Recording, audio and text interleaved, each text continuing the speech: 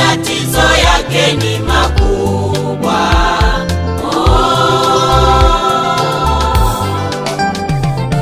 Ulimi waweza kukutenganisha wewe na mkeo wa ndoa.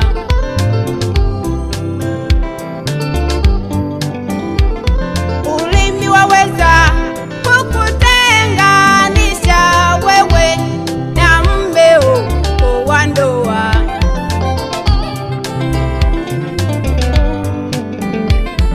Ulimi waweza kukutenganisha wewe na watumishi wenzako.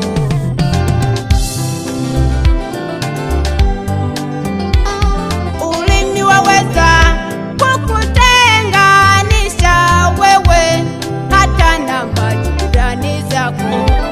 Ukaishi na majirani zako kwa kijicho, ukaishi na watumishi bila maelewano, ukaishi na mume wako bila maelewano, ukaishi na mke wako bila maelewano, sababu ya ulimi wako.